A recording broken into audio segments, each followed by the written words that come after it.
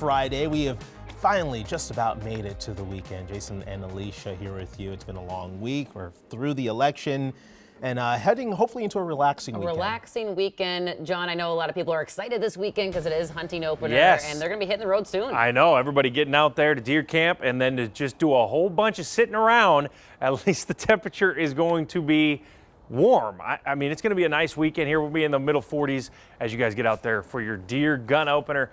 And we are going to be looking at temperatures warmer than this. And this is pretty mild. Starting off your Friday at 39, by Sunday morning, we could be at 45 for a low. Temperatures are now all above freezing. It is a pretty comfortable start. No freezing roads, no fog. Great driving into work here for your Friday or wherever you're headed. By the time we get to the afternoon, we'll be in the 50s. Today's a great day. It's kind of a gem. The winds are even going to be light, so I think it's going to be feel even warmer than the 54-degree high. Now we'll take a look at the clouds and rain coming in this weekend in your forecast. Alicia. John, thank you. Let's give you a look at the Metro map. No crashes to report. Drive times are also looking average. We'll give you a look at the roads here. 394 at France Avenue. Again, if you are coming into downtown Minneapolis, drive times looking good. To our top story here at 6 a.m. Guilty on all counts. A jury handing down the verdict to Adam Fravel in the last 24 hours. Now we await his sentencing, which is next month. He's convicted of killing the mother of his two children, Maddie Kingsbury, last year. Michelle Beck joins us now in the newsroom with the latest details. Hey, Michelle. Yeah, good morning, guys. We heard the word guilty 4 times, twice convicting Adam Fravel of second-degree murder and the other 2 times for first-degree premeditated murder, meaning an automatic life sentence without a chance for parole.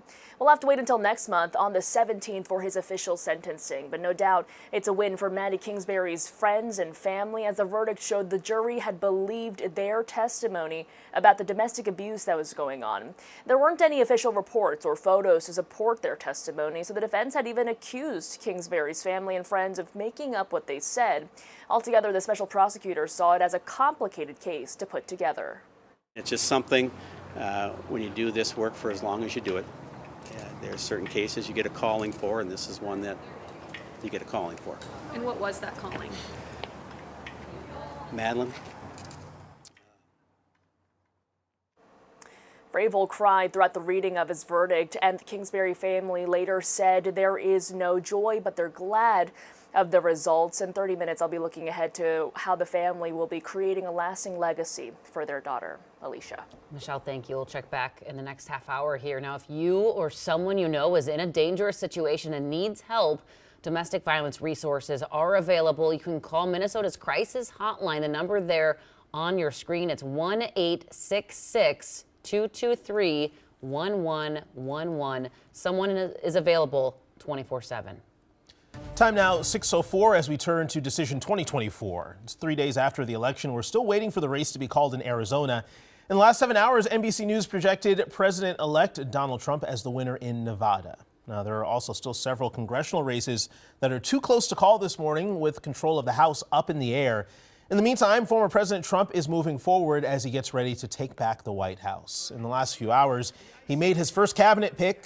For the first time in U.S. history, a woman is set to be the White House Chief of Staff, naming his campaign manager, Susie Wiles, to the position.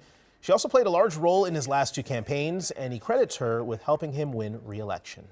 His announcement comes hours after President Biden addressed the nation for the first time since Trump was re-elected. Biden trying to comfort Democrats after Kamala Harris lost the election, while also emphasizing the importance of an orderly and peaceful transfer of power. We accept the choice the country made. I've said many times, you can't love your country only when you win. You can't love your neighbor only when you agree. Biden is expected to meet with Trump in the coming days to discuss the transition between their administrations. And you can find our complete election coverage anytime at KARE11.com. Well, right now, hundreds of thousands of Minnesotans are getting ready to head to deer camp. Less than 24 hours from the official start of the firearm hunting season. Audrey Russo is joining us live from St. Paul with what you need to know this morning. Audrey. Well, if you are a deer hunter, this is pretty much your Super Bowl, and I've got the trophy on right now. These are what you want to get. But if you are new to hunting, like me, there's a lot of good rules of thumb that you really want to keep in mind before you head out to the deer stand. So let's talk about some of those. First and foremost, if you harvest a deer, you have to register it with the DNR within 48 hours. And you can do that by going to dnr.state.mn.us. I know it's kind of long, but I know you can do it, guys. And while you're on that website, it is not a bad idea to reread some of that guidance around chronic wasting disease. There are 14 areas in the state where you are not allowed to remove a deer unless the test is done to confirm whether or not the carcass has the disease. You can see them on your screen, and then coming up you should see two very vibrant color blocks. That's blaze orange and blaze pink. Now the DNR says hunters must have either color visible on the front portion of their cap. Camouflage patterns are allowed, but only if they are 50% colored in each square foot, so they've really got to be more color than camouflage. Now, whew, I can't believe holding a squat really got me that out of breath. That's not good. Coming up, we're going to have a little bit more on the governor's opening weekend events. They start today and then they kind of go throughout the weekend. It's going to be a ton of fun. Also, we're going to have a little bit more on some new regulations that you need to keep in mind. But for now, Jason Leach, I'll send it back to you. All right, catch your breath, stretch out those legs. We're going to come to you in another 30 minutes, Audrey. Thank you so much.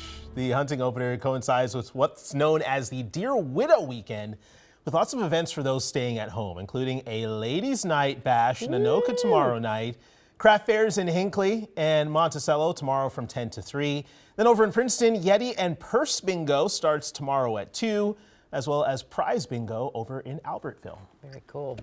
Well, right now, Minneapolis city leaders are discussing solutions to make homeless encampments and the areas around them safer. City and county workers, people who've experienced homelessness, nonprofit employees, and neighbors all came together for a town hall meeting in the last 12 hours.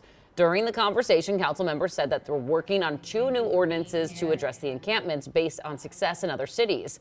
A safe parking ordinance that would provide a safe place for people experiencing homelessness to park their vehicles and sleep overnight. And a safe outdoor space ordinance provides a safe outdoor shelter site designated by the city. Time now 6:08, so this is cool. This weekend, some of your favorite film and TV stars will be in town for Twin Cities Con. Check out this lineup here. Star Wars favorites Hayden Christensen and Ian McDiarmid, Grant Gustin from The Flash, Sting, and the cast of Boy Meets World, all on the guest list. That means we get Topanga. The event is being held at the Minneapolis Convention Center today through Sunday. Tickets are still available on their website. Are you going?